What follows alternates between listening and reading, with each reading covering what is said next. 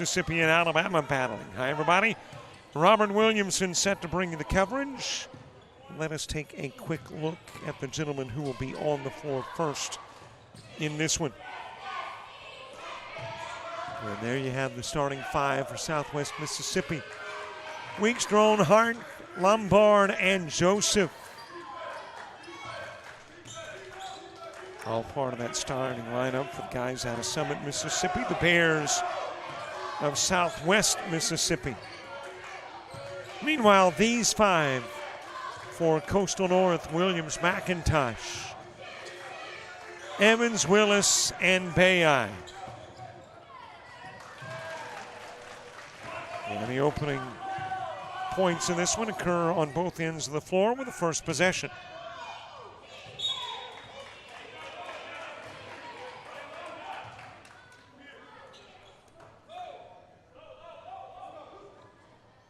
Game just underway, a 2-1 contest.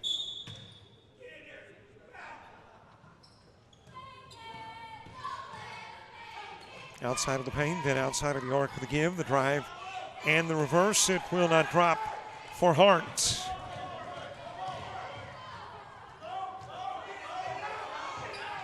Coming out of the corner, bringing into the glass. Short of the McIntosh, too. Leaning in, the one-hander will drop in for Joseph. And there we've got the correction on the scoreboard. I was wondering how you got a bucket and a point. We are integrated into the scoreboard that's in the arena too. So they just hadn't registered under the scoreboard on the other side of the floor. They have now, and it's a 4-2 game. Over to Evans. Willis with it. McIntosh sending it into the corner. The jumper from Williams. It won't drop. And Weeks will grab it. Three-pointer en route. That is Hart for three. Southwest Mississippi coming in with a 1-2 mark. But that's a little deceptive because their two losses come in the Panhandle Conference. Arguably the toughest basketball conference in the country.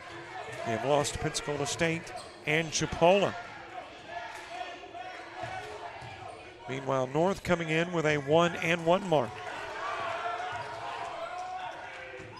Willis feeding over to Bayeye, and Bayeye with the two just prior to the end of the 30 on the shot clock.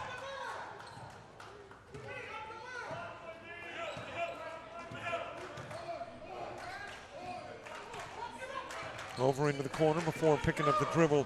That is Drone. Into the paint, feeds over to Lombard, and Lombard will slam it through.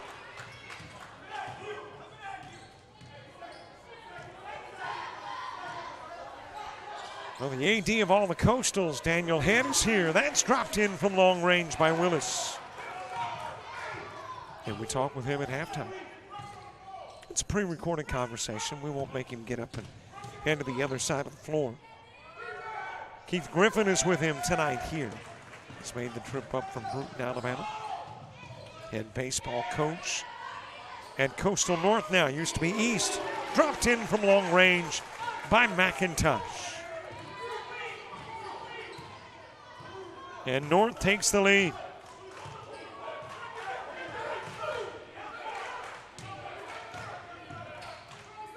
Fade away from near the elbow. Weeks won't get it. Or actually will get it. And it is the visitors that have got the 1-point lead.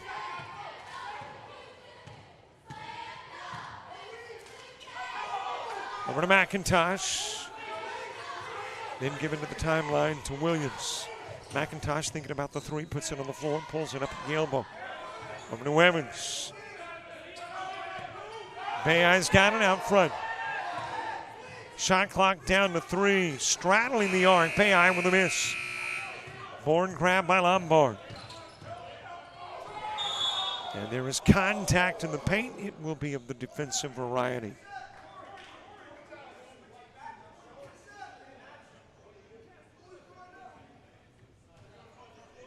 And we've got our first trip to the stripe at the 15:33 mark. Or do we? based on where the umpire is standing. Apparently not in the act of shooting when fouled. So no free throws yet. Suspended in air and then dropping it in is Drone.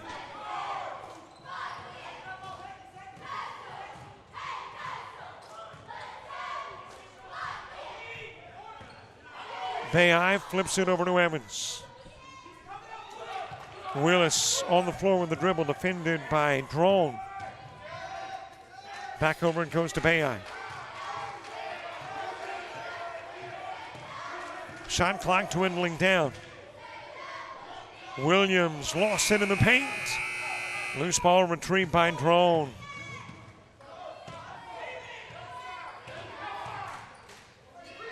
Spin move off the glass. No good for Le'Veon Lindsay, who has checked into the ball game for Southwest. Southwest reigns from Summit, Mississippi. We go to Summit with the Showcase Series just about every year, including this year. Part of that summer baseball schedule on JockJive. For the Weeks takes a left turn to the hoop, switches to the left hand, shot no good, and then a walk from Davian Thomas. Freshman now in. Speaking of freshmen coming in, this is Ozell Purifoy checking in for Coastal North. Purifoy, one of 4 double-digit scores for this Coastal North squad, averaging 10 a game.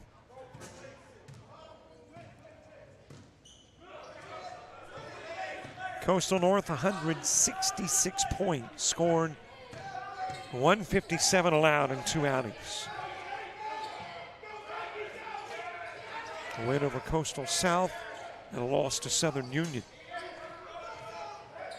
Purifoy with a miss.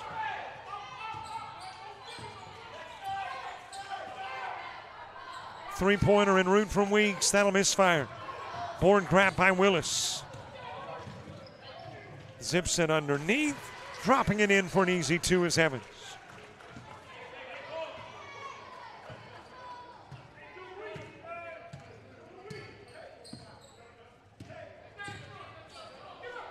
One-point ball game. TJ Wiley in. Tipping it down low to Thomas. Thomas misfiring. It is tipped out of bounds. It apparently goes out of bounds off Mikey McIntosh. Some more personnel changes.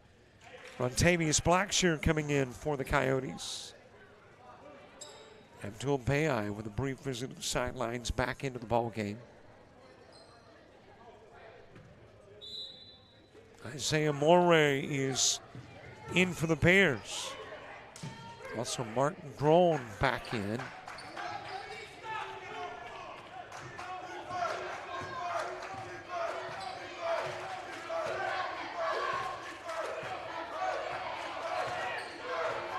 Bayeye's got it, top side.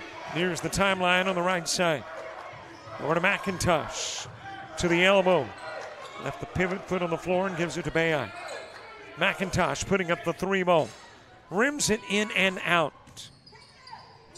Loose ball retrieved by Drone.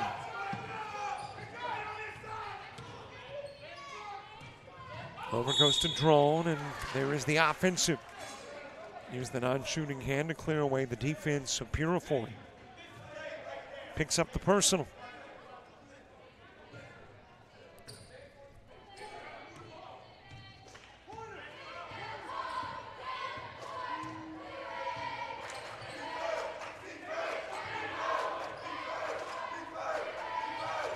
Bayeye into the corner. Willis there. Gives it to McIntosh, trying to create a little separation between he and Thomas. The miss, and loose ball picked up by Wiley.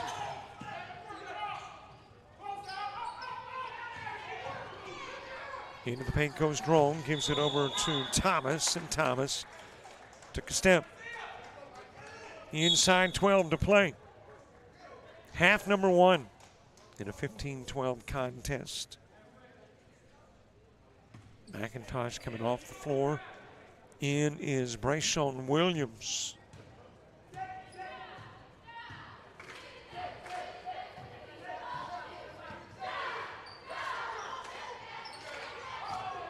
It is fed down low. Williams, the intended target, but thrown away.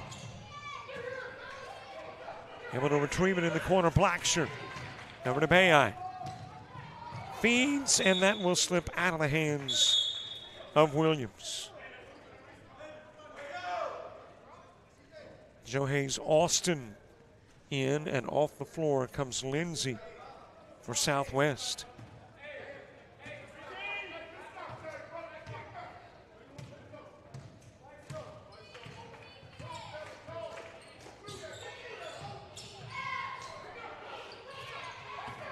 That is behind his intended target drawn. Coming up with a loose ball is Blacksher, and Blacksher fouled from the backside by Austin.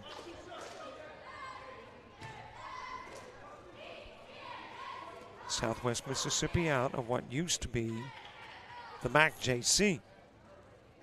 And they've changed the J to a C and swapped in a junior for a community. And of course, arguably, and there may not be many people that argue with me about it, Mississippi hosts the most difficult football conference in NJCAA football. As a matter of fact, get into their postseason games this weekend. Colin and Northwest and East Mississippi and Gulf Coast. That's the teams that make up the MACCC football first round of postseason. Got a whistle and foul at the 11:06 mark. Foul charge to Parker Williams in a 15-14 game. The first half that has thus far been timeout free. Haven't had many stoppages. Haven't stopped the game for free throws. Haven't stopped the games for timeouts.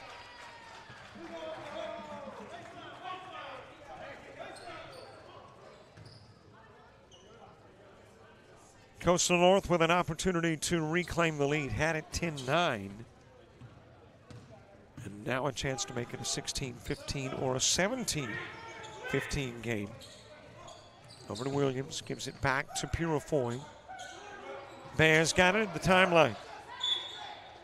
And that is tipped out of bounds. Swatted away by Drone.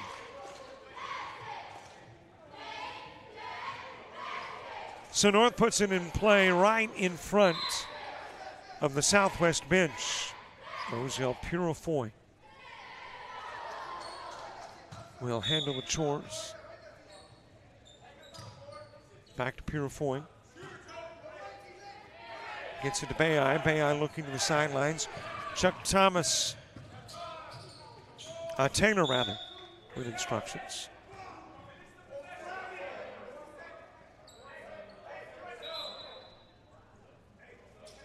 Last touched by a Bear. A Coyote is going to bring it in with 4 on the shot clock.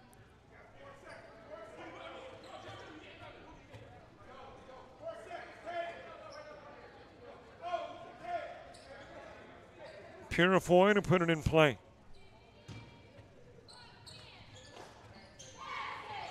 Three-pointer from Blacksher is good.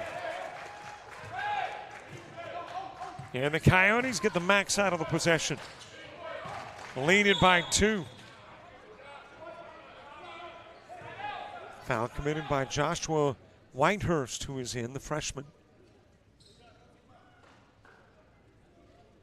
Just about as many freshmen as sophomores on this Coastal North squad.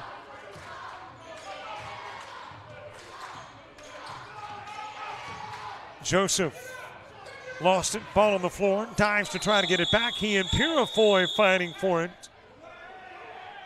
And now the activity got a little too tense.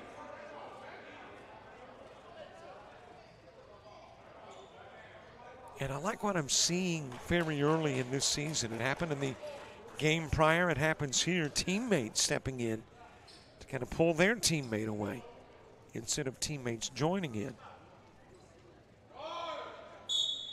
It can be costly. You do not want to get kicked out of a game. Maybe not costly from a wallet hurting perspective, but from a game playing time perspective, Purifoy with a miss.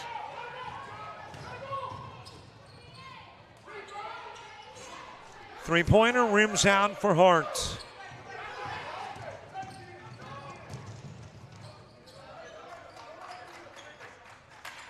Bayeye getting it to Whitehurst. Lost it back over to Bayeye. He'll bring it out front, step on the whiskers of the Coyote at midcourt. From the corner, Purifoy misses on the three. It is rebounded by Corey Lambert. Back over to Joseph. Off on the three try, Purifoy with it.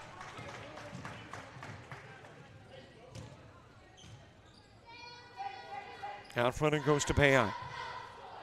Purifoy in the corner. He and Bayeye toss and catch. Three-pointer from Whitehurst. It will miss, but there is a personal. And that is going to be charged to Austin.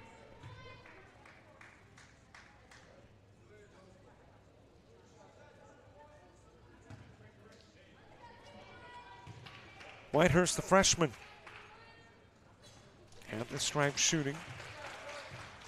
A team that's number 4 in the ACCC, hitting a little better than 79% of their free throws. 1 of 2 thus far is Whitehurst with 1 more to go. McIntosh coming back into the ball game. Out is Williams. Also Willis has checked back into the game, and Bayeye has gone out. 2 out of 3 is Whitehurst.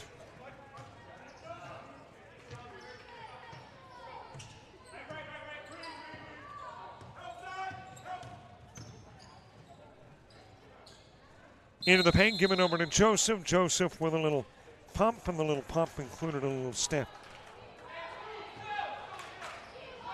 Coastal North with a 5-point lead, 4-point lead. Hey, I mentioned my math was suspect. Not sure how I got 5 out of a 19-15 game. Except that, have I mentioned, my mouth is a little suspect. Willis off on the 3 try. Board grabbed by Whitehurst. Back over to Trey Durant, who has checked into the ball game. Fed to McIntosh. Whitehurst from the right side to the elbow. Floats it with 3 on the shot clock. Got rim, got a new clock. Over to Willis, drives. He walked.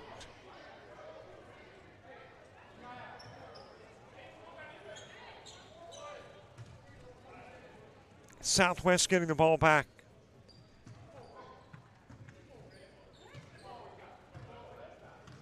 Nearing the 8-minute mark at half number 1. And again, a reminder at halftime, we will talk with Daniel Head,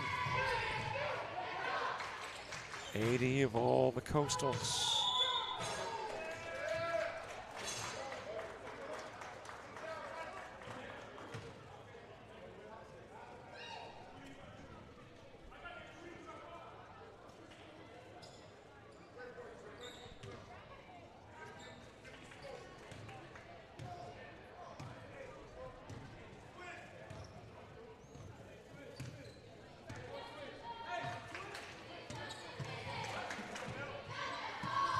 .738 to go, half number 1. Durant off the window. And North with their biggest lead of the game at 6.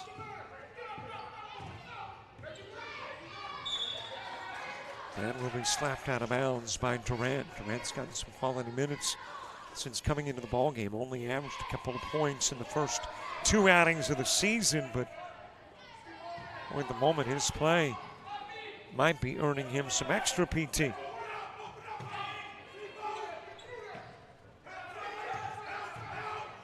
Got contact.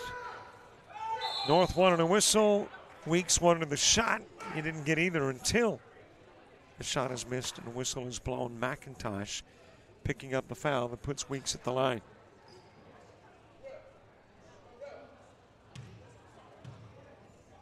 And whether you're watching on JockJive or JockJive Sports Live, our YouTube channel, great to have you watching. And again, a reminder, we're looking for subscribers, threaders, TikTokers, Instagrammers, Facebookers, and I guess we call them Xers now. No longer Twitterers. But all the social media sites, follow us, befriend us, and we'll thank you. And especially YouTube. Got content there that you won't find anywhere else.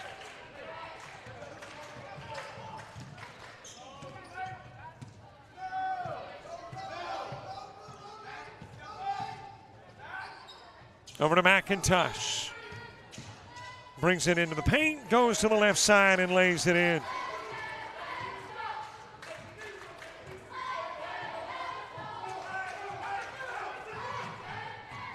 Drive to the glass, open lane for Drone, and he flies in for two.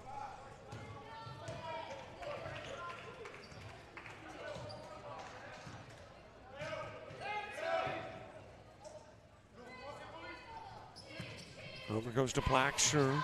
Back to Blacksher with the toss from Whitehurst. Coyotes trying to get over the 500 mark.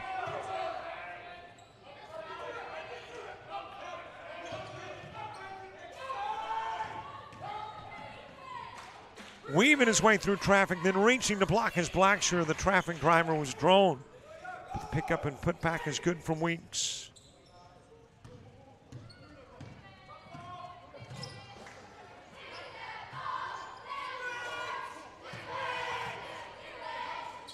McIntosh into the paint. Lost it. To the other end of the floor to Lindsay. It'll be easily laid in for two.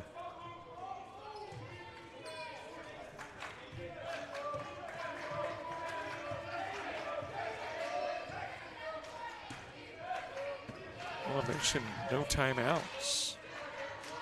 Not many free throws. 3 missed by Whitehurst.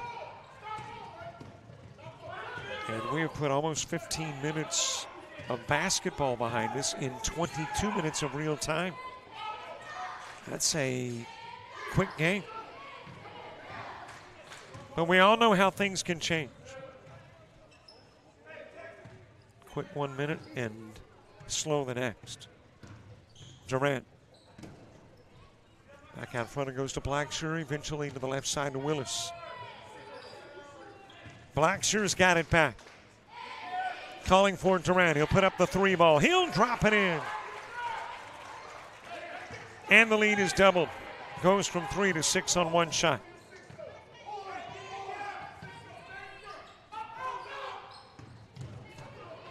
Wheat spins, feeds to Lombard, and there is a foul. It will be charged to McIntosh. And that is at least 2 on McIntosh.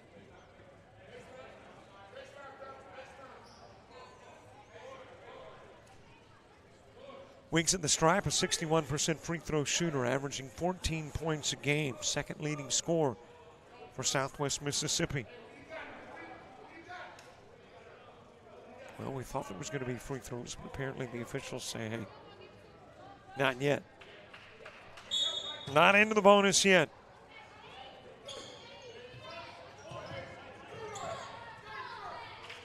Over it goes to Lindsay, off on the 3.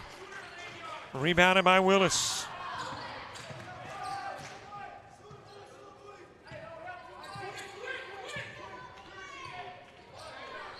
Evans back onto the floor, gives to Purifoy, brings it out of the corner. Blacksher out front. And as Willis with the drive, it is rejected, but out of bounds.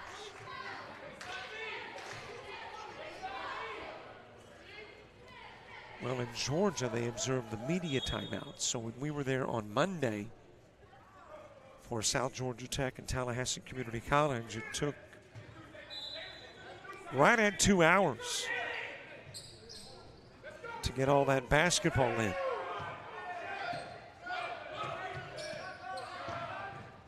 We're on a totally different pace here. Nice lay-in from Durant.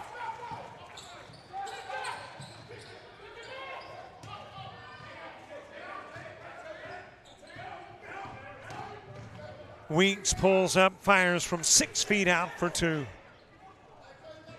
And the brief 8-point lead trimmed back to 6.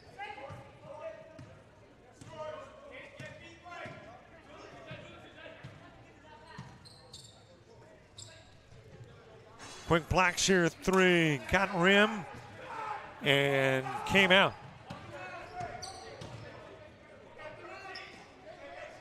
Winks with it out front, top of the key. Bayai back into the game defending. That'll dip in and out for Weeks. Durant's got it, going the other way.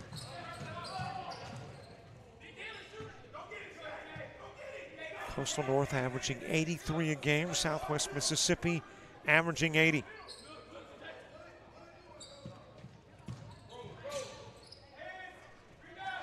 That's a fade by Emmons that is partially blocked by Thomas. From the corner, off on the 3 try. It is tipped out of bounds by Blackshear. And I think we've got something that we haven't had all half long. And that is a timeout. So a break in the action at the 2:39 mark. It is the Coyotes up by 6.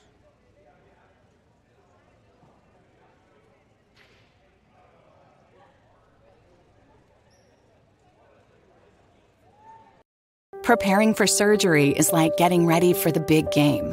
You arrive early. You get your mind right. You make sure every tool is ready and the team has the right equipment. Your patient may never know your name. They may never realize that somebody cared enough to ensure all the little tasks were done right. But that's okay. You do. Be somebody. Enroll in the Surgical Technology program at Coastal Alabama Community College.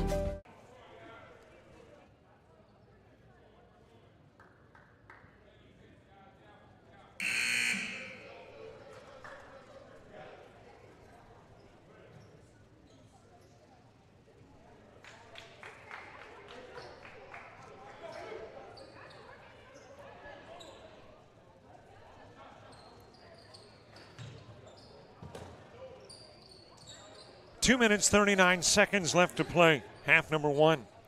Second of a couple of games here in Monroeville. Opening game, Lady Coyotes of Coastal South knocking off the Lady Coyotes of Coastal North, avenging a loss last Friday. Stepping out, trying to retrieve is Joseph. And it will be Coastal North basketball.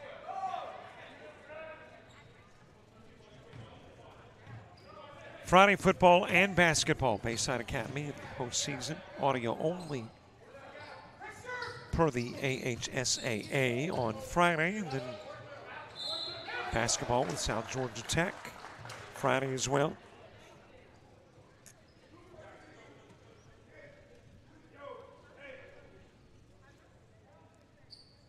Saturday, I think we are producing the South Atlantic Conference Soccer Championships, the Gulf South Conference Soccer Championships, and all of that available on Flow Sports.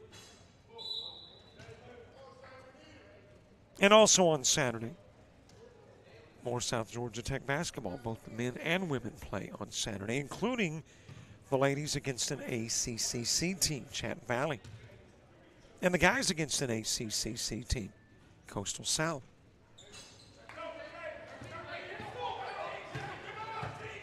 So a lot of good stuff this weekend on JockJive, which means it's this weekend on JockJive Sports Live, our YouTube channel too.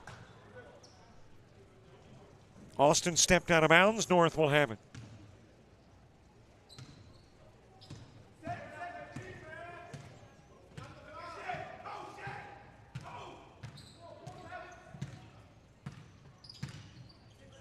Bayai trying to get it over to Johnson. Travis Johnson in the ball game, tipped away, but Bayai able to get it back.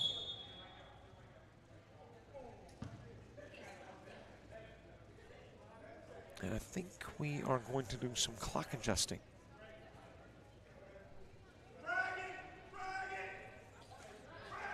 Let's see if anything changes. Yep, the shot clock did. Went from 26 to 11. In play to Bayeye.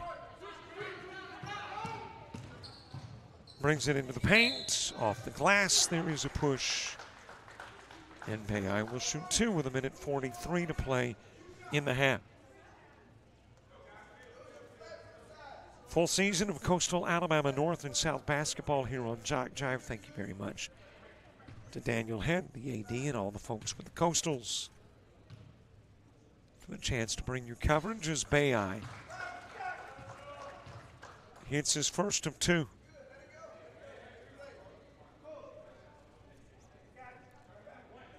Pretty busy November schedule with the Coastals, and a little lighter in December, which is pretty much the norm.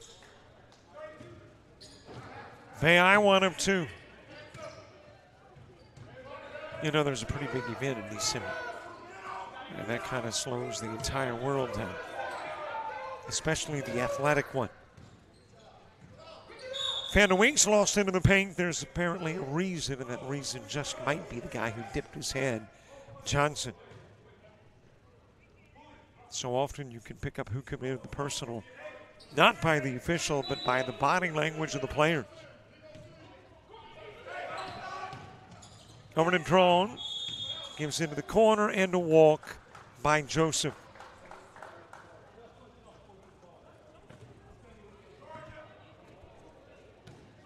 So Caleb Renfro putting it in play to Bayeye. I think we have seen everybody on the roster in the first half for Coastal North. Purifoy trying to get it out to Bayeye. It is stolen away. Laid in on the other end of the floor by Drone.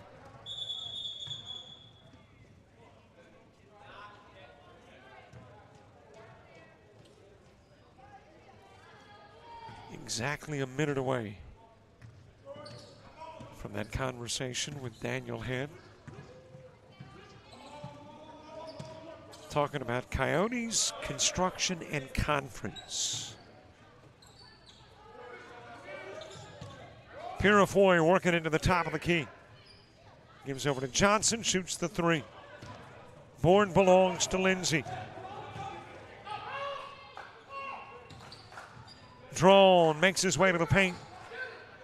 Loose ball retrieved by Joseph. And let's see who committed the foul. Again, if it's the body language talking, it is going to be Evans. And it is Evans.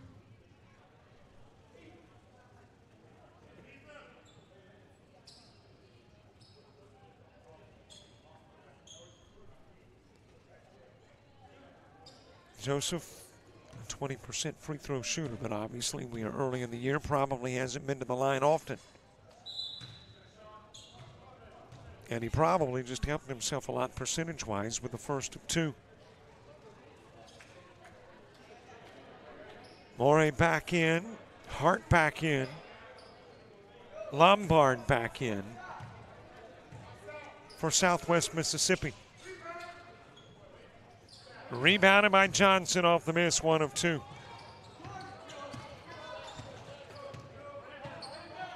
Shot clock off. Let's see if North tries to drain the play clock with 1 shot.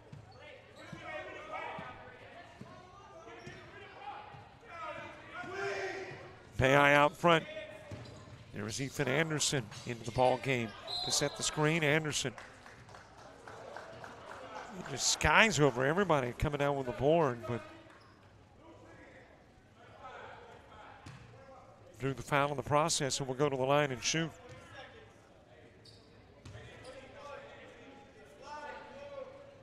Anderson averaging a couple of points a game, the freshman. Just got into the game and just gets to the stripe. Got the front end of the 1-and-1.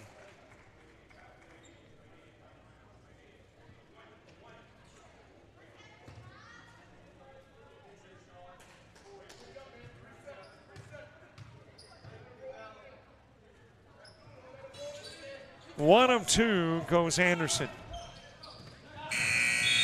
And the shot didn't leave the hands of its hurler, Morey, until after the buzzer sounded. So we have played a half of basketball, and at the half, it is the home team on top.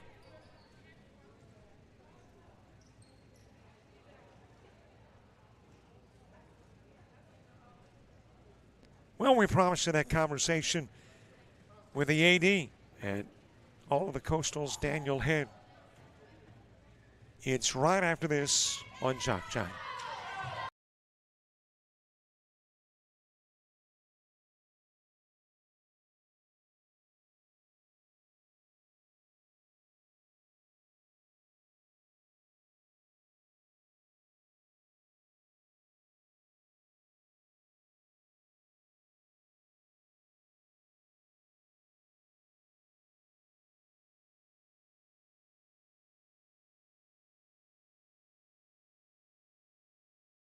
It's the dreaded appointment.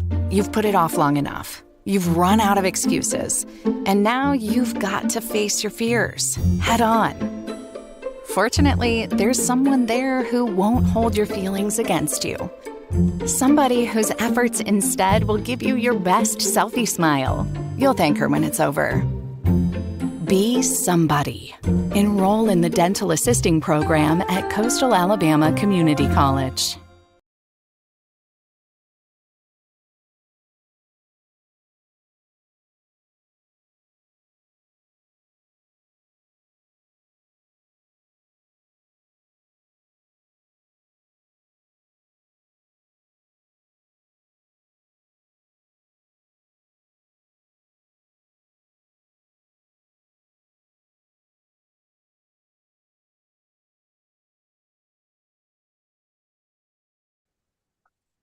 It is halftime. At least we are airing this at halftime, but we are also airing this on YouTube, and it's not halftime there. So I guess we'll just say it's a conversation with the AD and all the Coastals, Daniel Head. How you doing, Daniel? Oh, I'm doing great, Robert. Thanks for having me on today. Hey, it is a delight, man. You have got to have a really busy schedule, and I think today's probably indicative. I mean, you've been at all the campuses that play sports, and, well, you've been to 2 of the 3, and the third is coming up. But you've also got a lot of construction work going on at Coastal. So how are you balancing all these different tasks? Oh, it's just another day in paradise. We've got I balance everything because we have a great staff of coaches that run their programs at a high level, and so they make my job a lot easier. I just am kind of go and try to facilitate things for them and provide opportunities for them to do the jobs that they were hired to do. So, we've got a lot of things happening. We've had a lot of things going on, college-wide over the last year or so with some changes, and we're excited about the new look and some of the new facility things we have going. And it's a great time to be a Coastal Alabama Coyote. There are so many changes going on. I'm delving into my brain as to which one to hop on first. Let's start with the Coyotes. Okay, so there used to be Sun Chiefs, there used to be Warhawks, there used to be Eagles, now all Coyotes. How has that transition to a new mascot been? Oh, it's been incredible. The campuses, the communities, the student athletes, the coaches, everybody's bought in, and they see. I think they've finally. There was obviously with change, there's always going to be some apprehension and there will be some resistance. But, we had a good team that worked together to implement the change and with a partnership with Rare Design and with our PR marketing department. It was just, they made things as easy as possible. And they've done a lot of when people start seeing the new look and the new logo. And I mean, we've already won some state and national awards with the new logos. It's just been a great, exciting opportunity, and the kids are really embracing it. And we're just excited about the future. I like the new look. I like the new logo. The question I've got to have answered is, let's go back in time, because I'm assuming that when you go through this process of determining what is going to be that final one name that represents all campuses, that there's discussion of a variety of names. So how were the Coyotes the final one decided upon?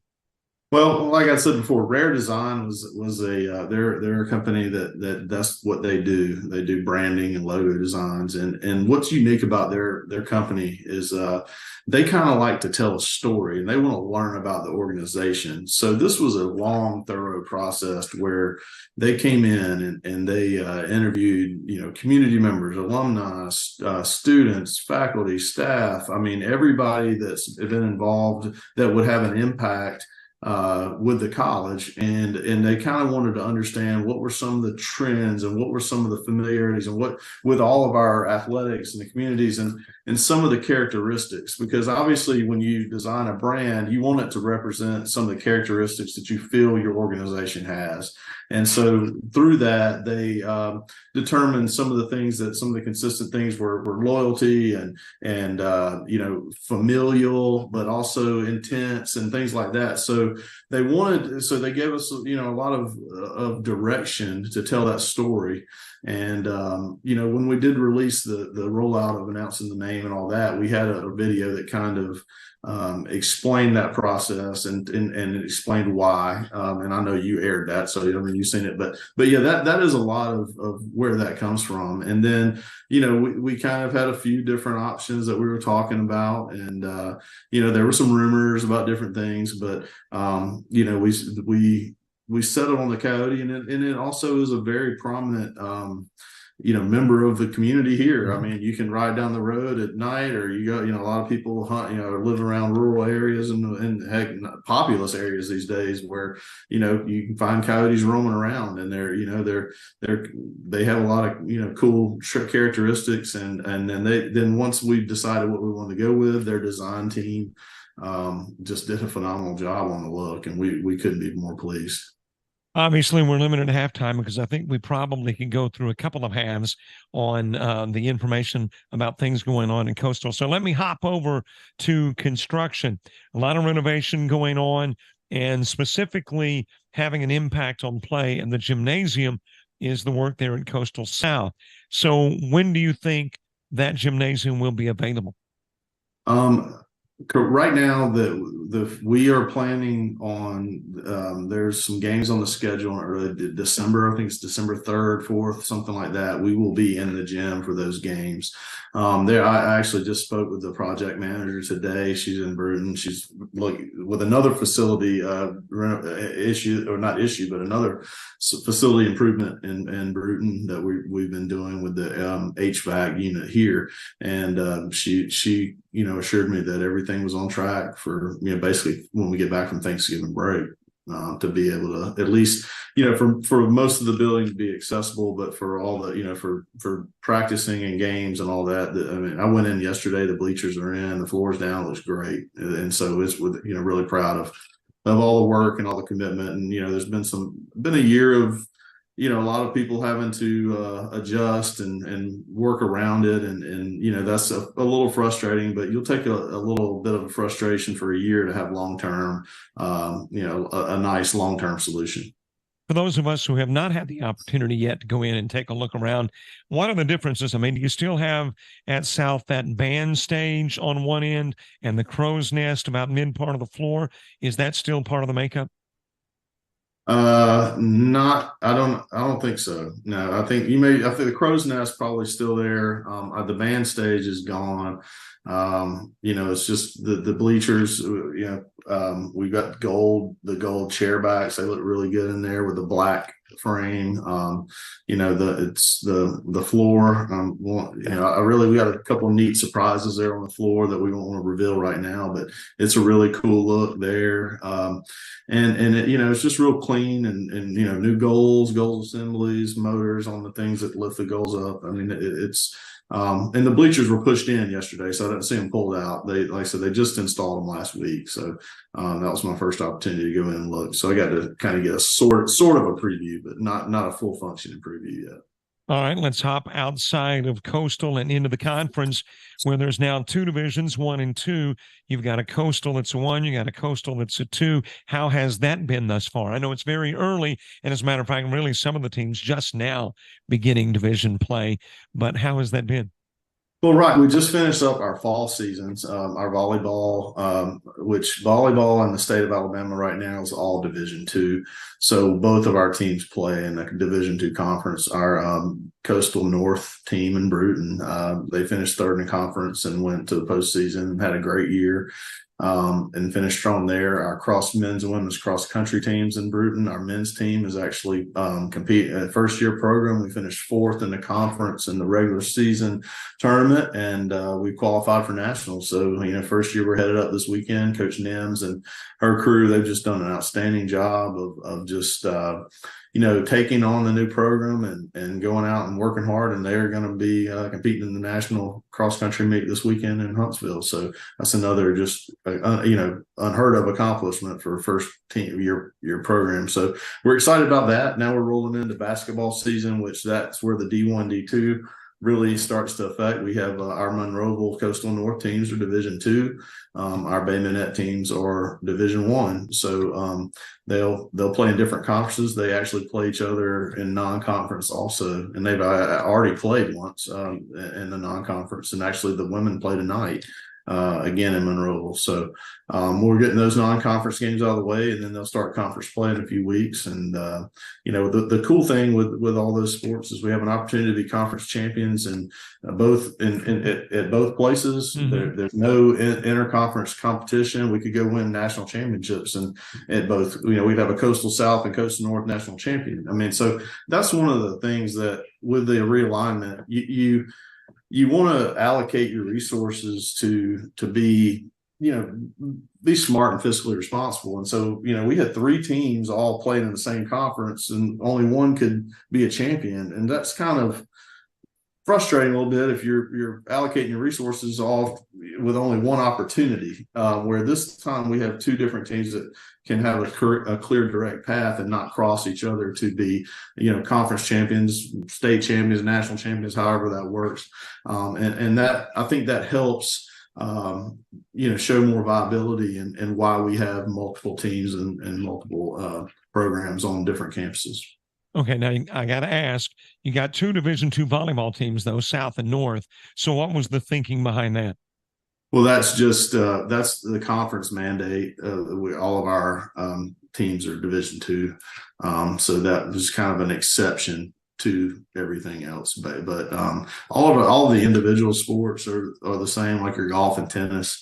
But those are more of your individualized sports. The only major team sport like volleyball is the only one where we have the same, and that's just due to there's not an option for the conference. With international play being a Division I.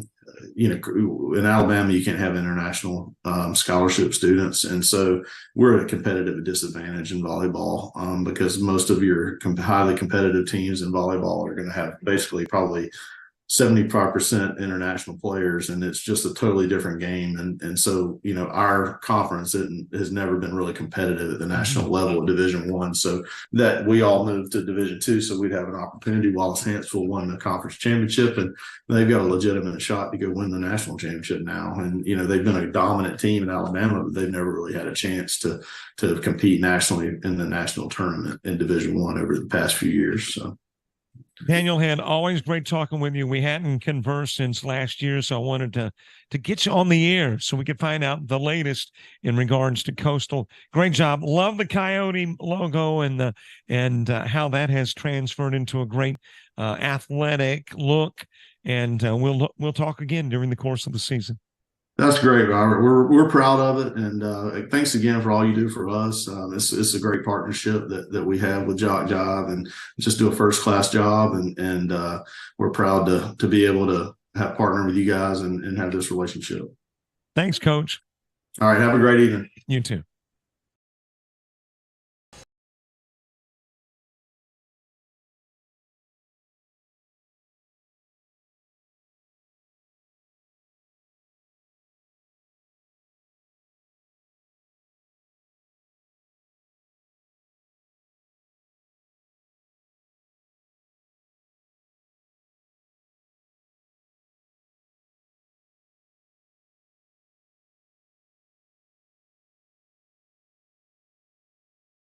here at Coastal Alabama.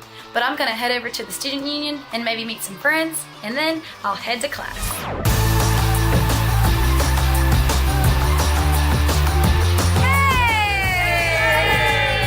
I finally made it to class. See you later, Coastal fam.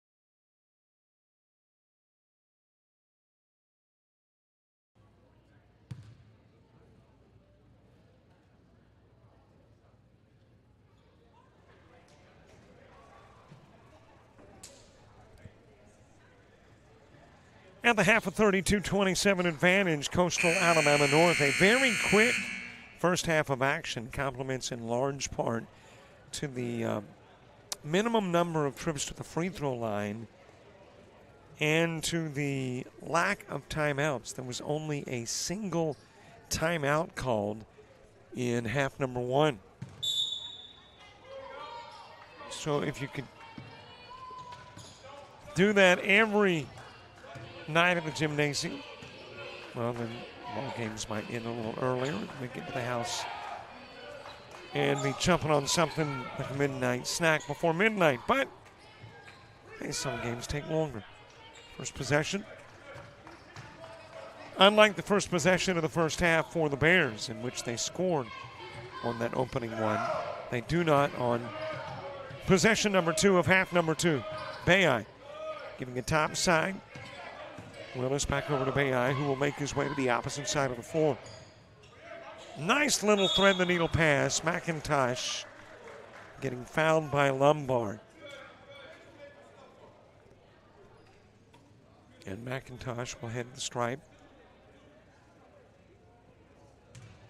And Lombard will question the official and say something to the effect, "Are you sure?" "I didn't think I did." And the umpire saying something like, "Well, you know, I think you did." First shot a miss for McIntosh. So 2 is the second. So no damage done by the trip to the free throw line, and we are still stuck almost a minute into the second half where we were when the second half began, 32-27. Flipped over to an open Hart. He'll miss. Put back won't drop, but there is a foul, and this one going to be called on Michael Willis.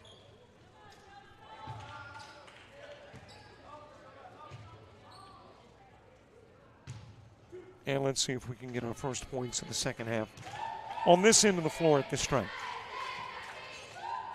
Not yet.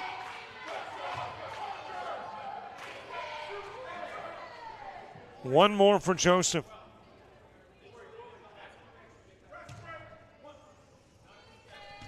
My memory is suspect. So I pulled up the Google Calendar to tell you what we've got coming up the rest of the week here on JockJive. I mean, we want you coming back, watching this stuff here. Tomorrow, soccer begins in Huntsville and in Matthews, North Carolina. In Huntsville for the Gulf South Conference, in North Carolina for the South Atlantic Conference. And all of that coverage available on Flow Sports. Friday, got Jason Thompson in Americus, Georgia for Coastal Alabama South and East Georgia State. And then Florida Southwestern and South Georgia Tech. I will head to Jacksonville, Alabama for Bayside Academy and Jacksonville High School football. And then on Saturday, back to South Georgia Tech. We'll let Jason head home, and I'll head to Americus, where Coastal Alabama South will take on South Georgia Tech. East Georgia State will battle Florida Southwestern. And in ladies action, Chat Valley and South Georgia Tech, and that is all on Saturday. And then, of course, the soccer we're doing for the two conferences, the SAC and the Gulf South Conference, sees its championships played on Sunday. So there you have it. That stuff coming up.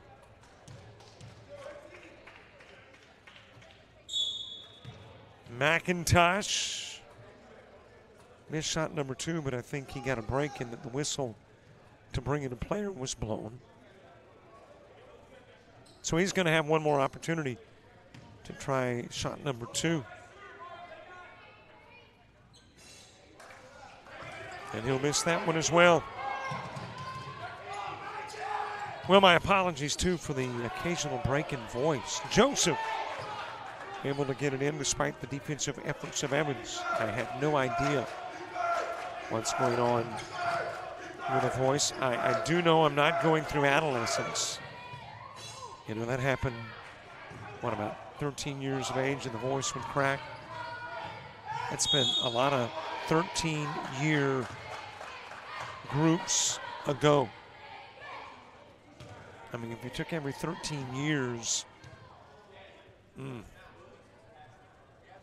trying to think how many away on, 14? Away from that original 13? I mean, not 14, but 5? 4 or 5? I guess 4. 4 group of 13 away from the original 13. But said all that to say, hey, sorry about the break in the voice occasionally. Let's see if we can find out what the issue is.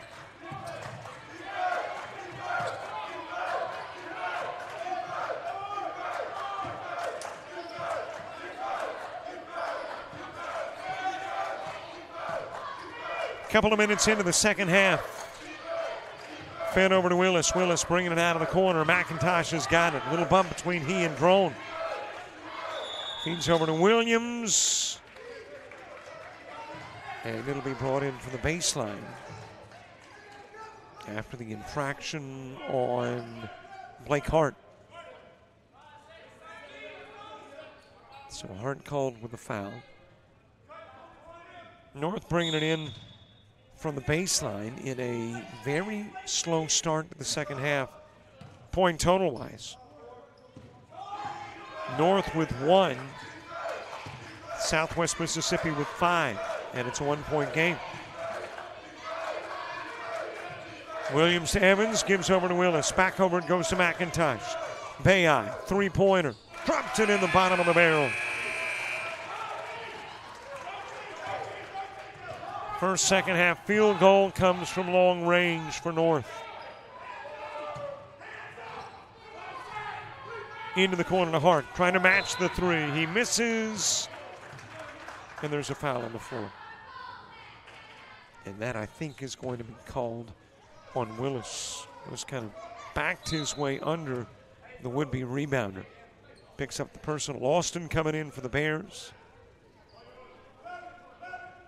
Blackshear coming in for the Coyotes.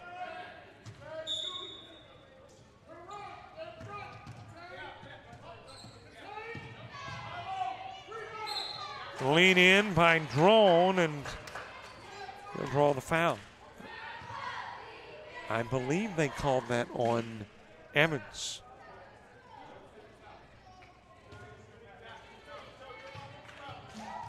So Evans picking up the personal, Drone at the stripe. As a team, Southwest Mississippi is a 61% free throw shooting squad.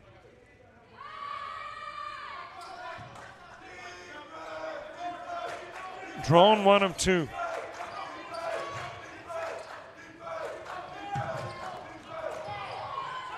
Nearly stolen away, but Willis able to maintain control.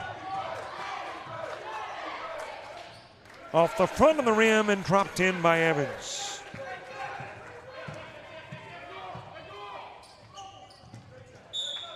And that is simply thrown away. Drone was thinking that his intended receiver, Lindsey, was going another direction. Lindsey didn't go that way.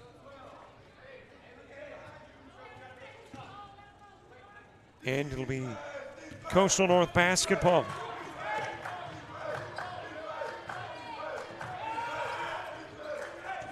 McIntosh out of the corner, gives it out front to Bayeye. Over to Blackshear, pulls up, 10-footer, good. Austin commits the foul. And Blackshear will head to the strike.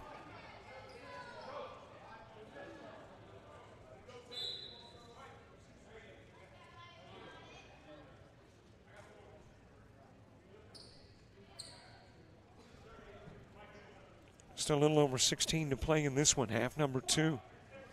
Game got a little earlier start.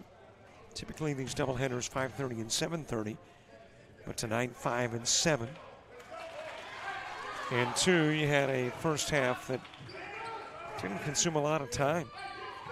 20 minutes of basketball, and heck, 47 minutes into the hour, and we were into the second half. Foul committed on the reach by Evans.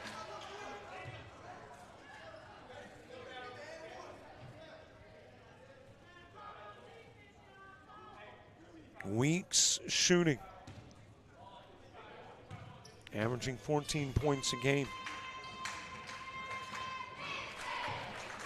One of 2 double-digit scorers. Drone is the leading scorer for the Southwest Mississippi team, averaging 17 per night.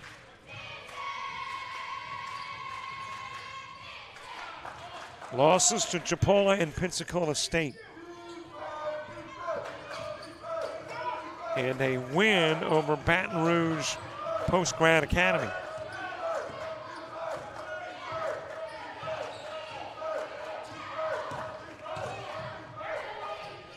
Drive to the glass, Bayeye with a miss. Headed the other way with it is Weeks. Into the paint, leans in, no good. Loose ball, McIntosh had it, lost it, and it's picked up by Evans. Over to Bayeye, drives into the corner, and stepping out of bounds was Blackshear.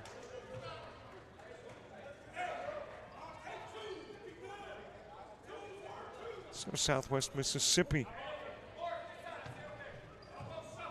putting it in play from the opposite end of the floor.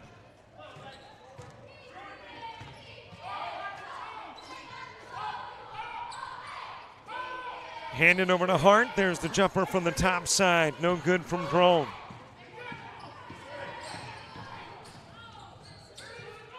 Trying to flip it back to Evans. Loose ball picked up by McIntosh. Laid in. The lead goes to 9, largest yet for the Coyotes. And Drone with a miss on the other end of the floor, but a 2-shot foul, as Evans will commit the personal.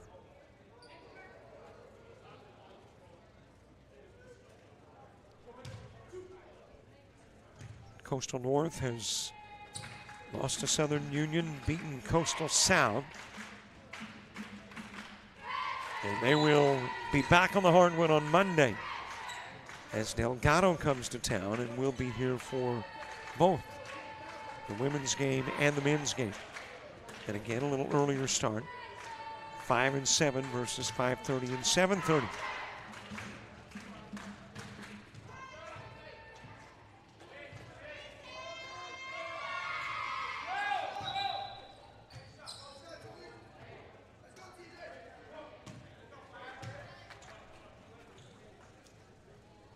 Seven-point ball game, inside 15 to go.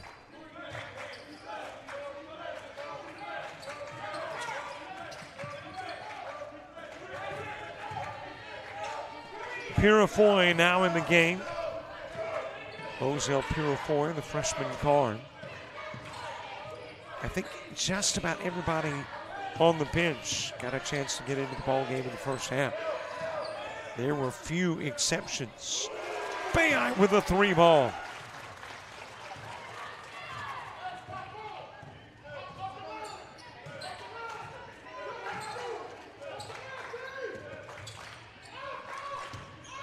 Flipped over to Lindsay. Lindsay steps inside the paint and gave somebody a shove.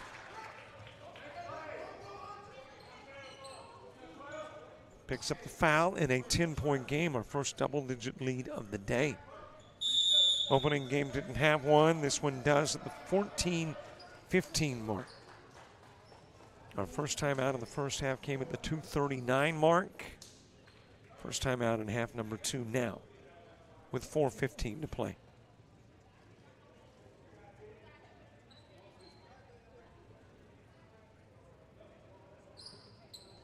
About to start my day, but first, coffee.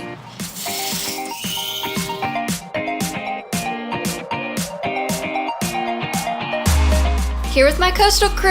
Woo!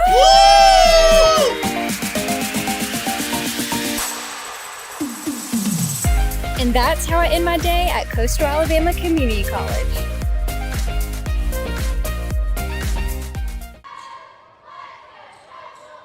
There's Chuck Taylor in his second year here at Coastal North. What a job he did last year in his first season.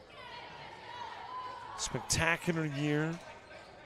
I know he was a little disappointed when he got to Huntsville in the postseason tournament and there was an early exit, but did not diminish the success of that first season here at Coastal North.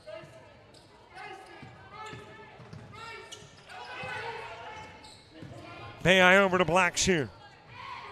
Feeds it in the paint and tipped out of bounds by Williams, Brayshawn Williams.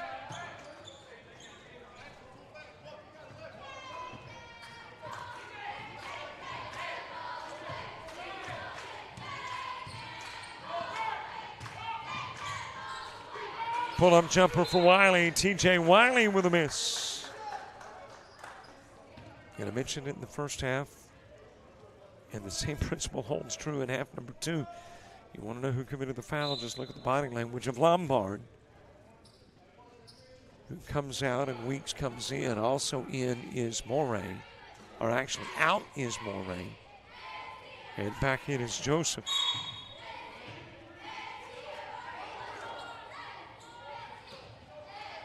In play to McIntosh.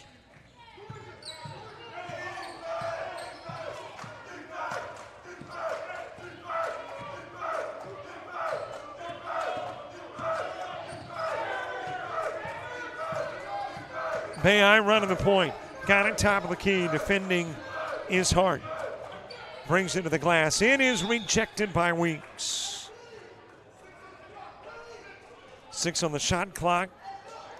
Coyotes still in possession of the basketball.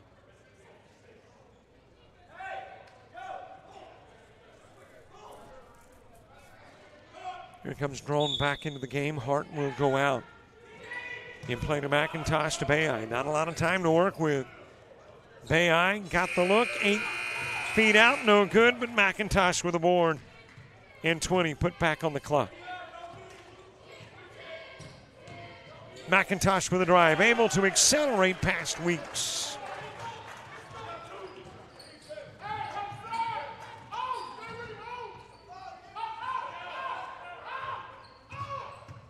Fed out to Drone. And is that Purifoy that committed the foul? Let's see. It was Purifoy.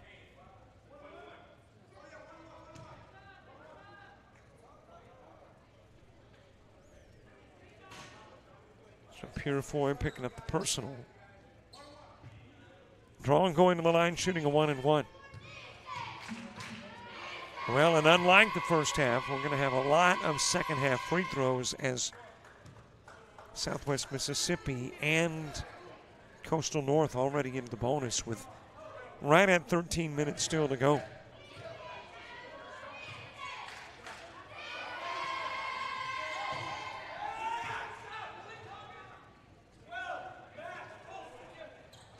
An 11-point ball game.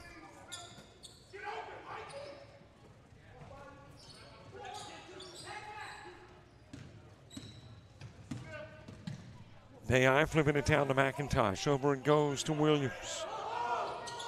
Bayeye with it back. Blackshear nearly had it taken away by Wiley, but able to get it back. Gives it to Bayeye. Shot clock to 2. Off the glass and rim.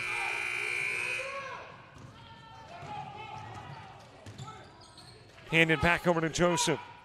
Three-pointer en route, no good from Weeks. Other end of the floor.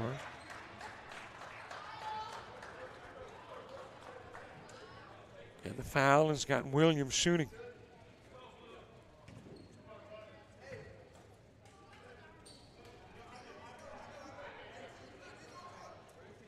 And I think the official was like, well, who is it on? Went over to the sidelines to give the indication to the scorekeeper, and for a moment did a double take. It was like, well, let's see. It is TJ Wiley picking up the personal.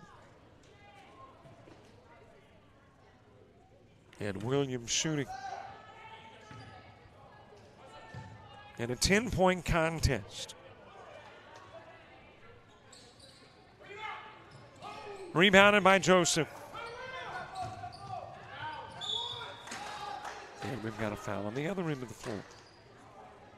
So I guess we took all the fouls, all the timeouts from the first half, and we saved them for half number 2. Because the personals and the free throws are plentiful in the second 20-minute stanza.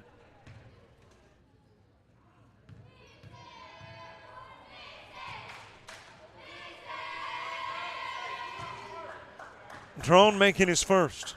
Drone's going to hit shots. He's going to make points. You don't have to put him in the stripe to get that to happen. But he is at the stripe making that happen.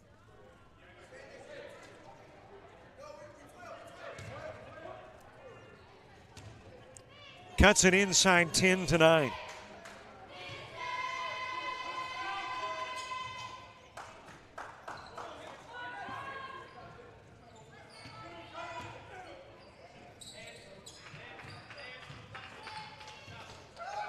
Joseph down to Purifoy.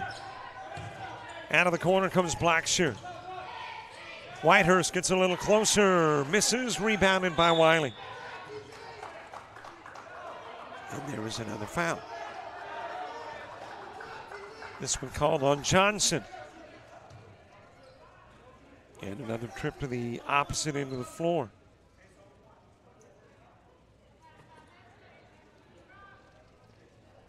Well, I don't get to use the word antithesis that often in sports, or really in the outside of the sport world as well, but I use it here.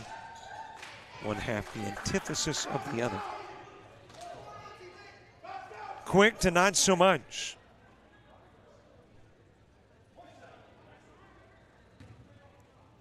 A handful of free throws in the first half and a basket full in half number 2. Blackshear with the rebound.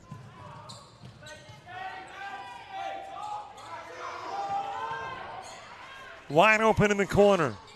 3 ball, just a little strong from Purifoy.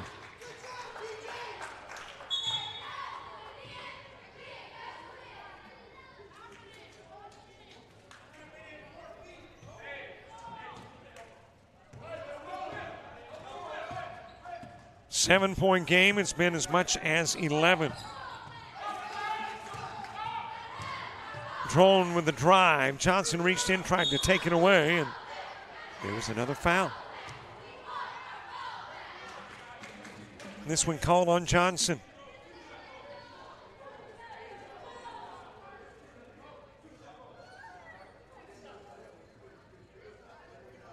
And Drone, they want to get, a couple of those magnetic keys, because he's spending time here. He's staying here a while tonight. At the stripe again. Of course, I guess you don't need those magnetic keys to open the door when you got other folks opening the door for you. And it is Johnson who committed the foul and goes out. And Evans will come back in for Coastal North. Drone making it a 5-point game. Moray back in, out will go Lindsay for Southwest Mississippi.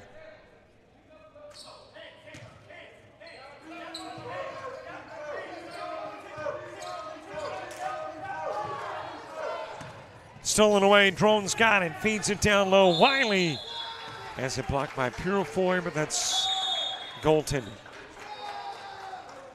And Coach Chuck Taylor has decided it's time to talk. Timeout on the floor, 11:09 left to play.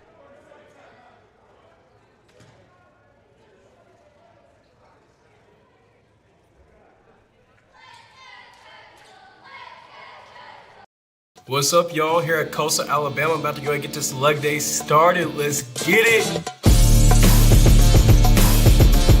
We're here again after today. You're... Oh! Hey, let's go, baby. Let's ride. Yes, sir.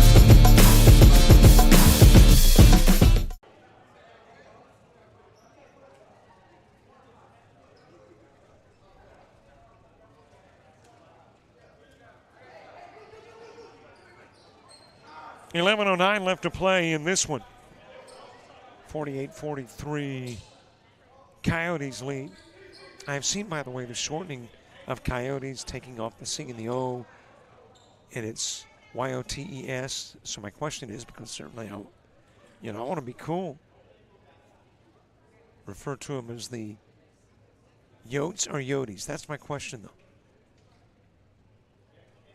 I mean, is it, do you put the E on when you slice off the C and the O? Or do you just call them Yotes?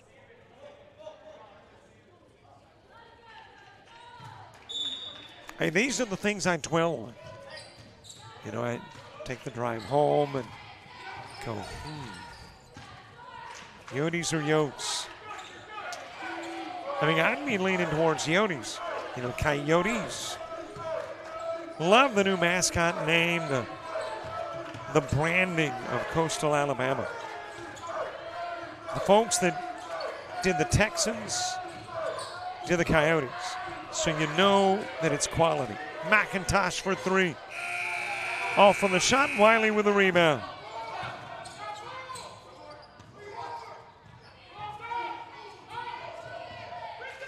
Drone losing into the paint. Loose ball picked up by McIntosh. It is fed down low and then into the corner. They are able to retrieve what looked like might have been headed out of bounds. Over goes to Willis. And Willis will bring it out front before he hands off to Bayeye again as the shot clock gets into single digits. This may be the lengthiest possession with no foul called. And what do you know? We got a whistle. And a 1-and-1.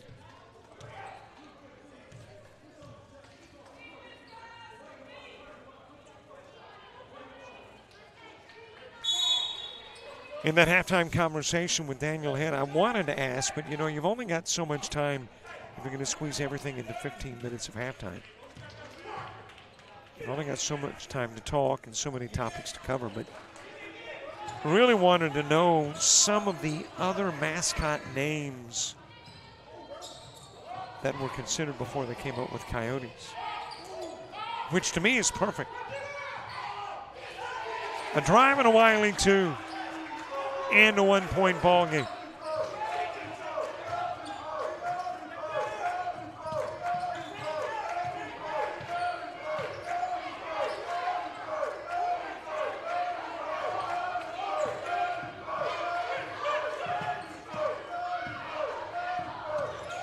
Pull-up jumper from the elbow. Bayeye with a miss. It is rebounded by Joseph. The lean in. Shot no good, but a foul called. It will be of the defensive variety. And that will put Weeks at the stripe.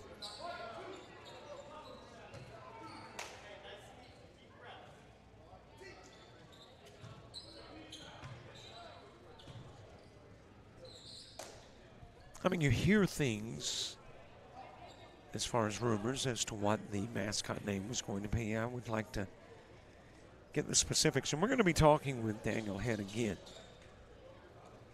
so we can cover some other topics, including the names that were considered.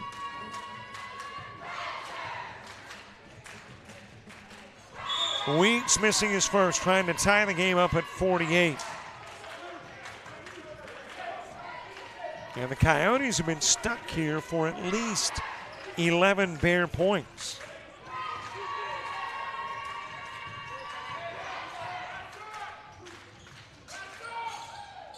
Still a Coyote lead intact.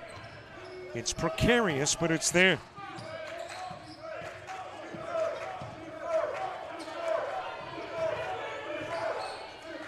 Williams to the other side on the floor to Bayeye. Picks up the dribble. It is lost. Renfro thinking about the three before he had possession of the basketball. Finn underneath. And the foul is committed by Renfro. So again, an opportunity for the Bears to grab the advantage. Now inside 9 to play at the stripe.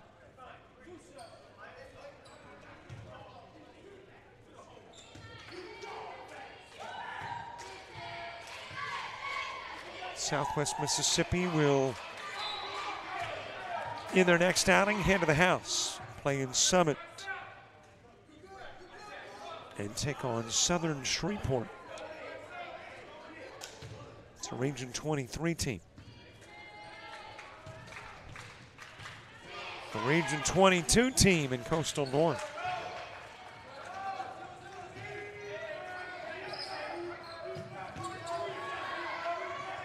Knotted up at 48. And that will go out of bounds. Durant the last to touch it.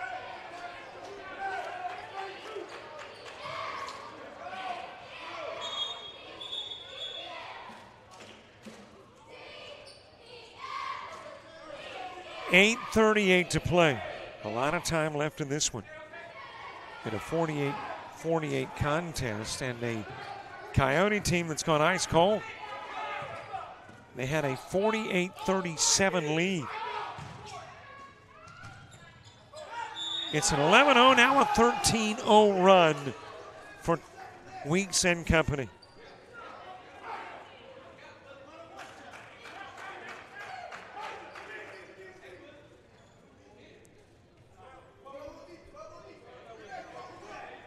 And Weeks trying to cap off a three-point play. 50-48 contest. A couple of Division II teams, I believe. I want to think that all of the Mississippi teams in basketball are D2. They're D2 in softball. I believe basketball. Obviously D1 in football. There is no D2, there is a D3. Rattled in, and the unanswered run of points from Southwest Mississippi has grown to 14.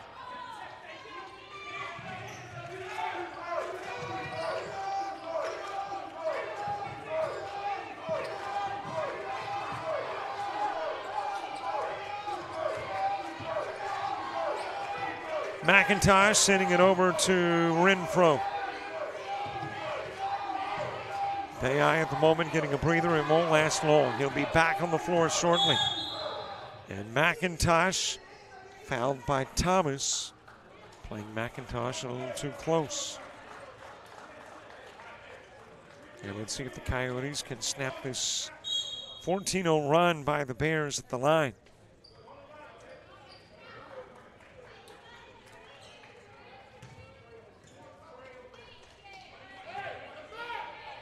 McIntosh averaging 13 points a game. And there, the 14-0 run snapped. As Coastal North gets to within 2. A lot of time left. 8 minutes to play.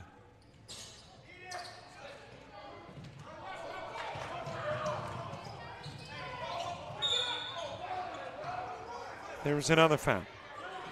This one going to be called on Renfro.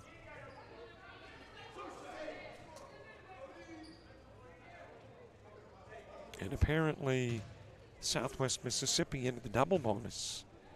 And Braun will shoot 2.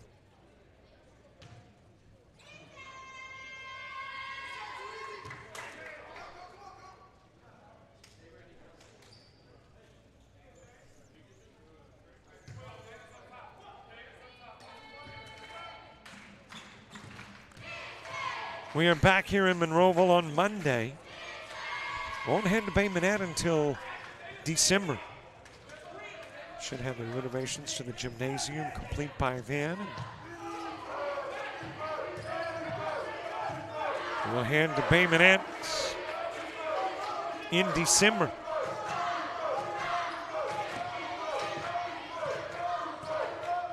Durant with the top of the key. Defending is Hart. Over to McIntosh. Renfro feeding it to Williams. That is a contested three from Durant. And it will go out of bounds, but apparently there was a push in the process and then push by Thomas.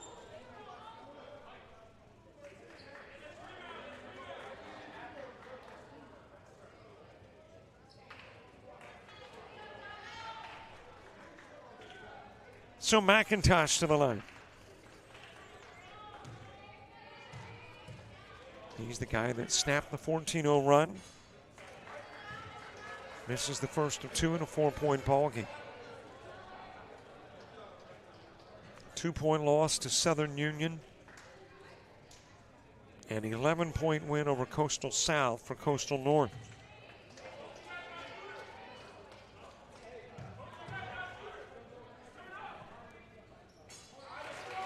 In a brand new ACCC with a Division I and a Division II and a new school, and I think there's a lot of excitement. Well, not a new school, but a new school to basketball, Reed State. Boy, they're excited about their basketball in Evergreen.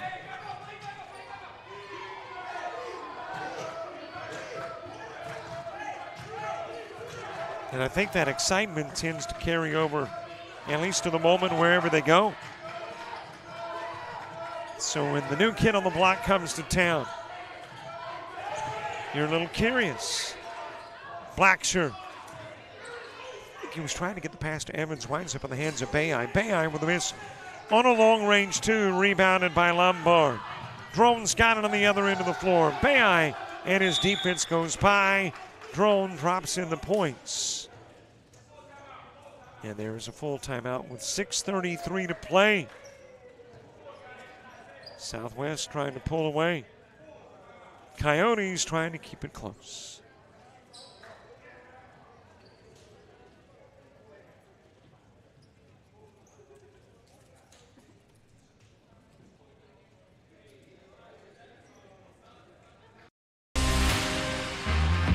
Think you need a 4-year degree to make good money?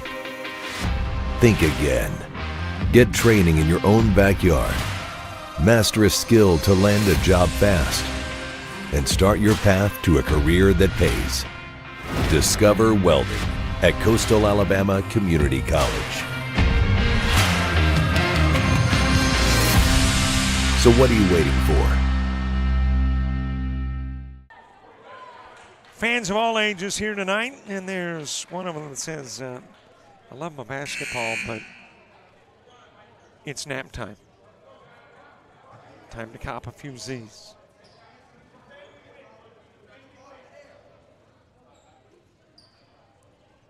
Six and a half left to play in this one.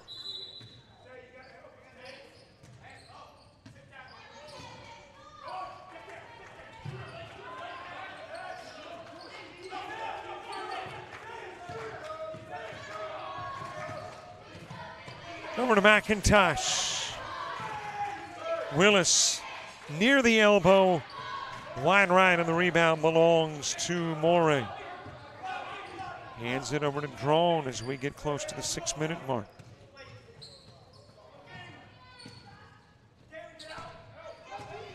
Van der Weeks fakes the handoff to Hart. Morey shot over Blacksher, got the bounce, dropped it in, lead 9.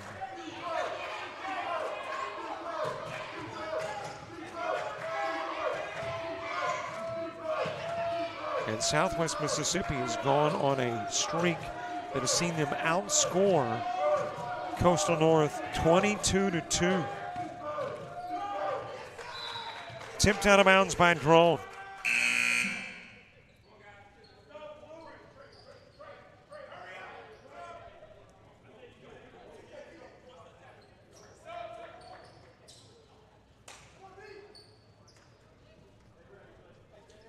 By the way, thanks very much to Daniel Head, AD of all the Coastals, and all the folks that make it possible that we bring you coverage. Got the nicest spot in the house here in the Crow's Nest above the floor in Monroeville.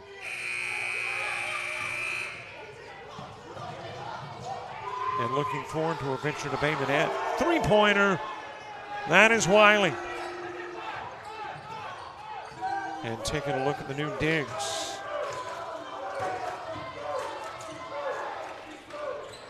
Trying to match the three. McIntosh with a miss. Board belongs to Weeks.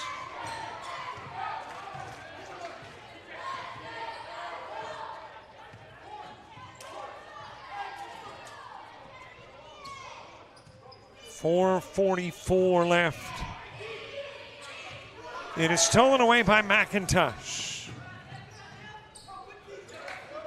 Short, back into the hands of Blackshear. Feeds it down low. Evans. He'll miss, but he'll get fouled, and he will shoot free throws.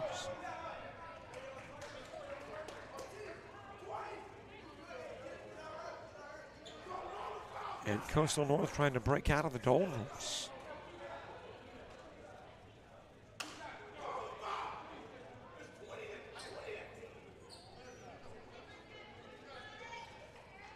I think Chuck Taylor is not particularly pleased.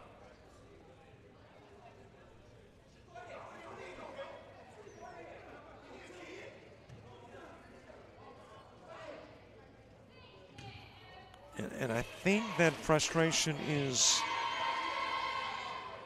in large part to the discrepancy in fouls called visitor as compared to home team.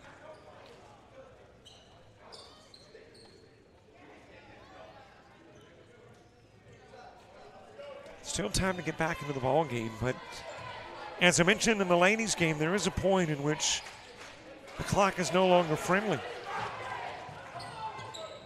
And it's not that far away from being a foe, not a friend, to the Coyotes. Got the steal they needed. Durant's got it. Shot is dropped in by Blackshear.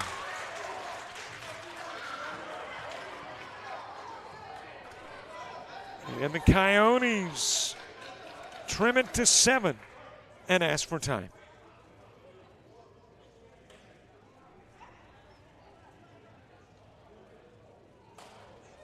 Think you need a 4-year degree to make good money? Think again. Get training in your own backyard. Master electrical and mechanical skills, process controls, hydraulics and pneumatics, and land a job that can take you anywhere. Start your path to a career that pays. Discover electrical and instrumentation technology at Coastal Alabama Community College.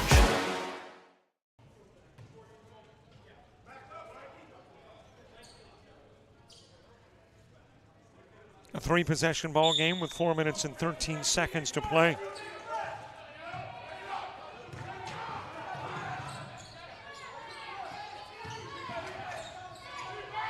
The lean in a little bit short by Lindsay. That'll go out of bounds. And the last to touch, Coyotes.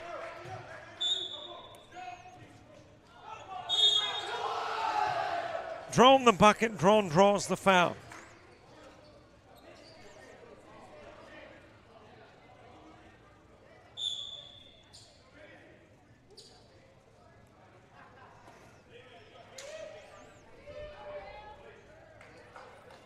And drawn to the stripe with 4 minutes left to play. And an opportunity to extend it again to a double-digit lead at 10. He will. 17-9 for Drone, and we don't have access to live stats, but I think it is safe to say he is at that and beyond.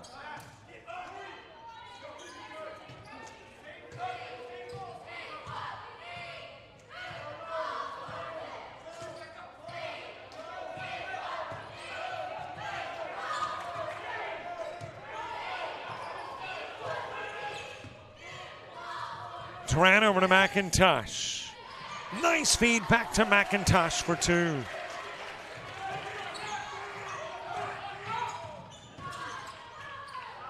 North applying the pressure, hoping for the turnover. Able to get it to the bare end of the floor, Southwest Mississippi. Drawn out front. Weaves through traffic for 2.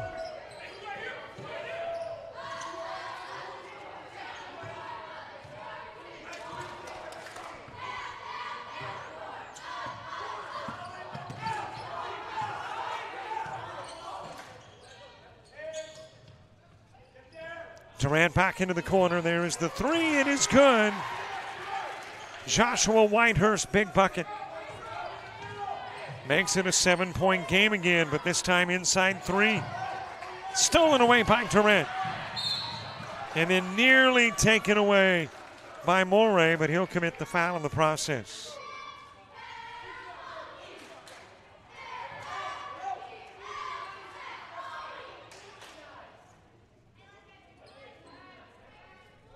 And that has got Whitehurst at the foul line with 2 minutes and 42 seconds left to play.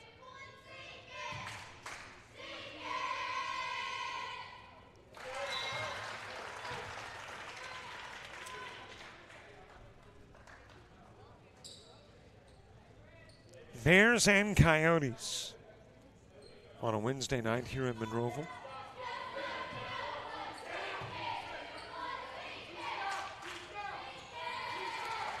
Coyotes indigenous to this area, and I would assume Bears are the same to Summit.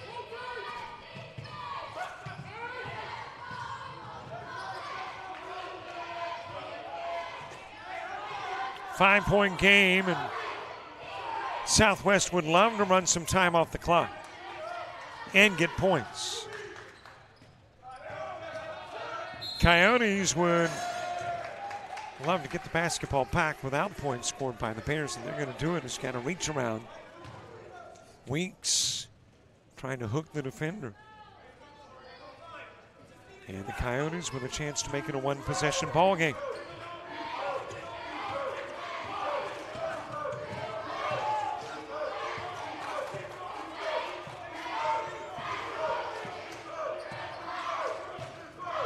Durant, top of the key, over it goes to Whitehurst. Rattles the 3 in and out, rebounded by Weeks. What a big bucket that would have been.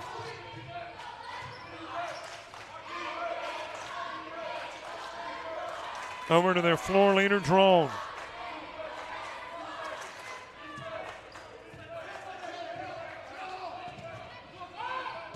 Feeds into the paint, down low baseline.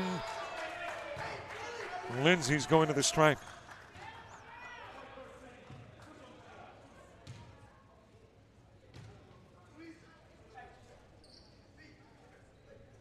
One minute, 32 seconds left to play in this one. Hey, let me mention, too, a podcast, the JUCO Weekly Podcast. It's available wherever you find your podcast, whether it's Apple, Google, iTunes, Spotify. Or if you just can't find it there, go to the JUCOweekly.org website and find the podcast that talks about football, JUCO football. A big week this week with Mississippi, Texas playing, and then Iowa, Western, and Hutchinson, the number 1 and 2 teams in the country, in their regular season finale. And though it is a regular season game, it's almost like a playoff game. And yes, yours truly and Mike Frazier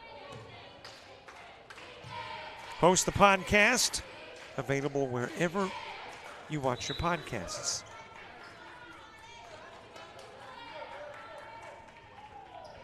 .68-62 game, a minute 12 to go.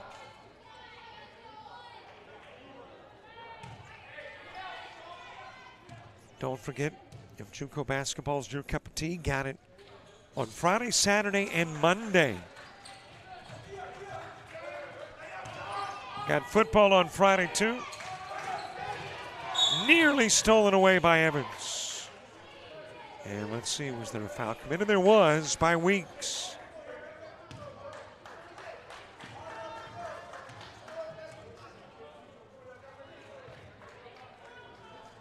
Well, wouldn't I be remiss if we bring you coverage involving Bears and me not bring up my Bear story? I mean, it's brief. It's not involved. Was in Asheville, North Carolina 1 week ago. Driving through a neighborhood. And just like you'd see a dog just kind of lumber across the street in front of the car, it was a bear. Hey, I guess that's normal up there. Wasn't normal for me.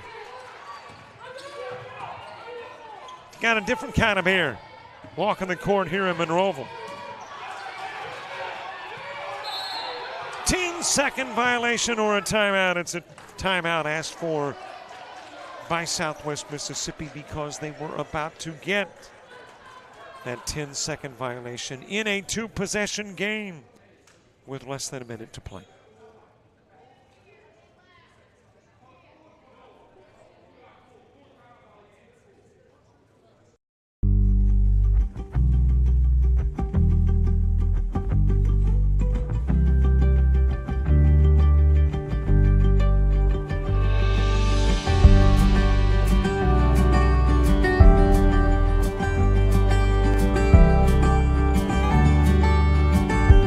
Discover pastry baking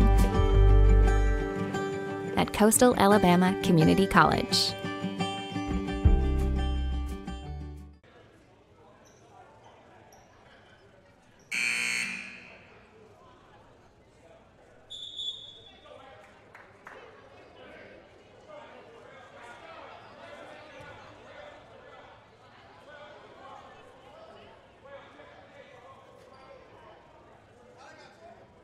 .55 seconds to play, 2-possession game.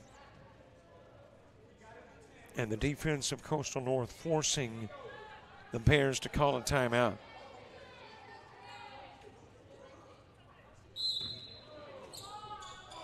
Put in play by Joseph. And he'll try to grab the lob and tip it out of bounds. Big break for the Coyotes.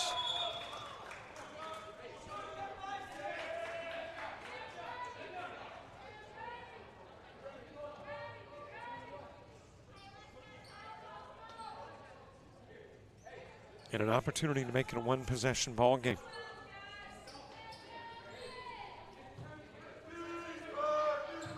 In play to Durant.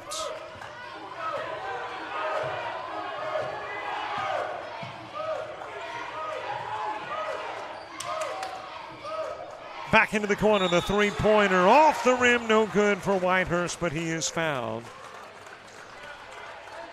And heads to the stripe with a chance to make it a 1-point game.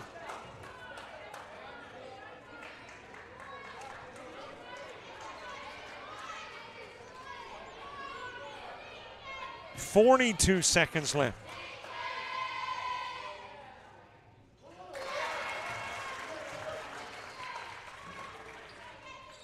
It is a 1-possession game.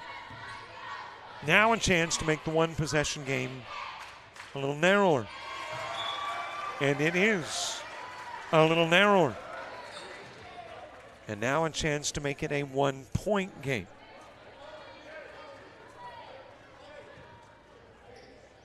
Both teams have had double-digit leads. It wasn't that long ago the Bears led by 12. They lead by 1.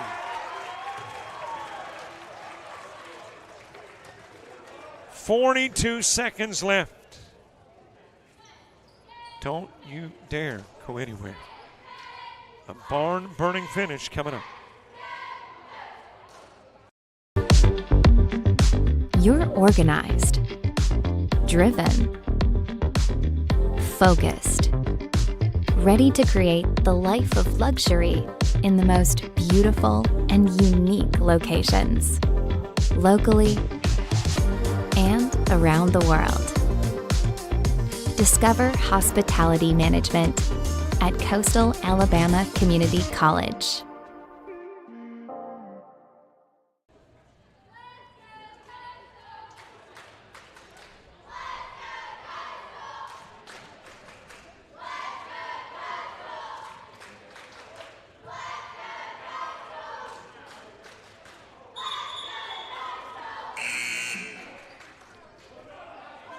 .42 seconds to play.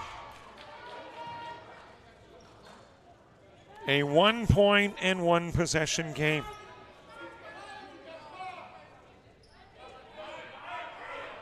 If you are the Coyotes, you do not have to foul. They will apply the pressure, try to create a turnover. But they don't have to commit the foul. McIntosh. Question is, did he commit the foul or did he get fouled?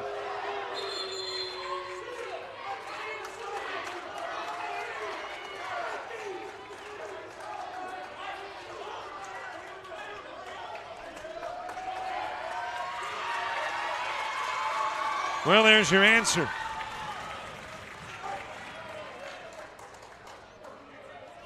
Foul committed by Lindsay, and McIntosh will shoot.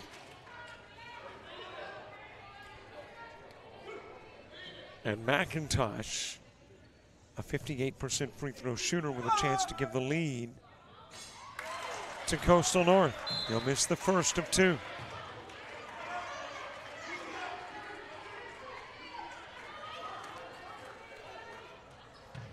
So the lead not possible. Let's see if the tie is in the future with this trip the stripe to McIntosh. Knotted up at 68.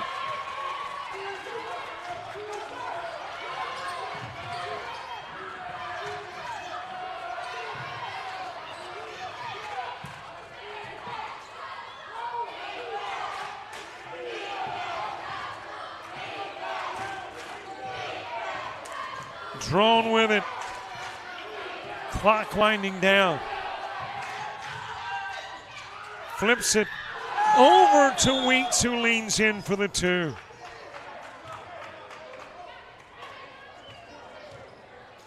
In Southwest Mississippi, getting the bucket, the shot clock is off. Game clock at 8. In a 70-68 contest. Preparing for surgery is like getting ready for the big game. You arrive early. You get your mind right. You make sure every tool is ready and the team has the right equipment. Your patient may never know your name. They may never realize that somebody cared enough to ensure all the little tasks were done right. But that's okay. You do. Be somebody. Enroll in the Surgical Technology program at Coastal Alabama Community College.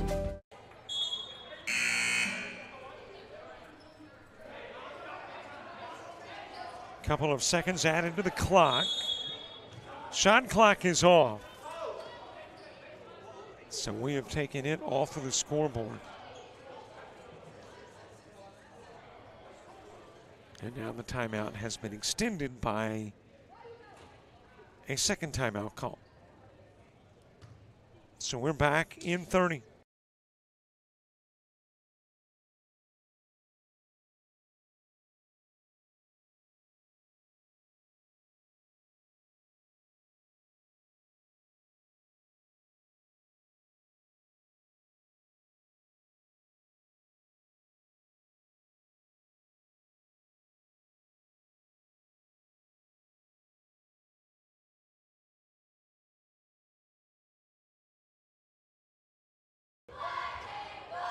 There's a good look at Daniel Head, the AD of all the Coastals.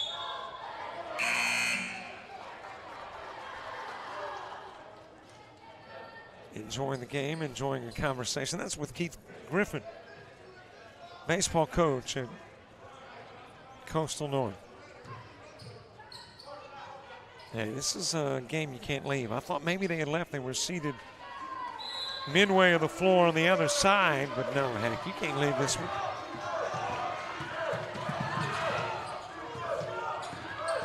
Durant running out of time. 1.7 remaining. And Southwest will ask for time. Possession Coyotes in a 2-point game.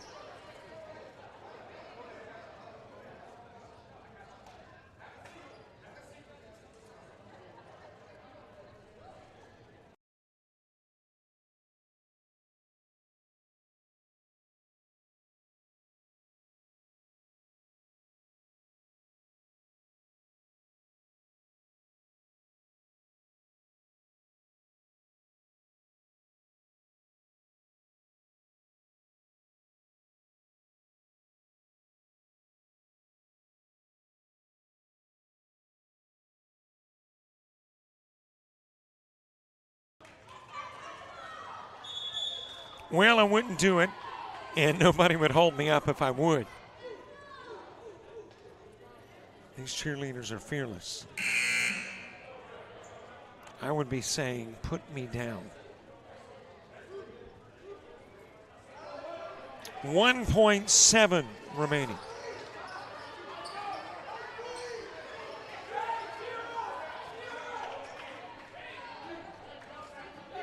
One more shot left in the ball game. Will it send us to OT? Will it give North the win?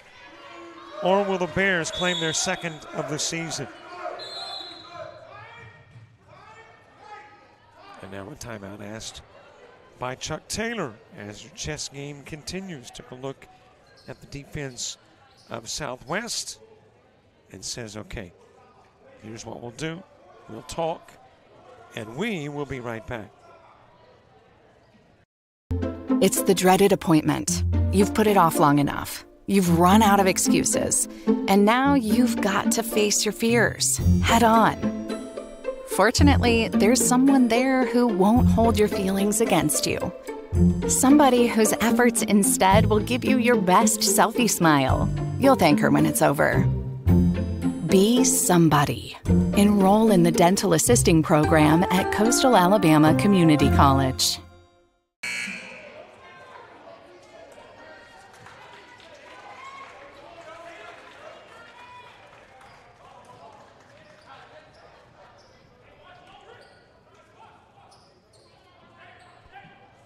.7 left.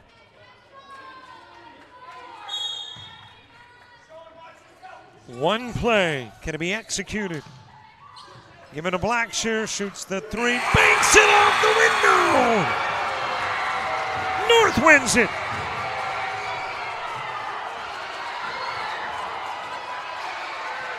Wow. What a fantastic finish.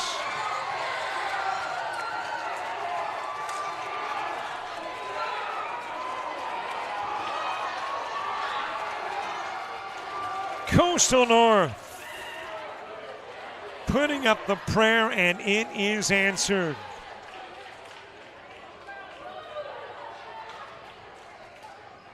And the Coyotes win it by 1. Wow, what a ball game. Hey, thanks so much for watching. This is one of those games you may want to watch again. It's available on our subscription channel.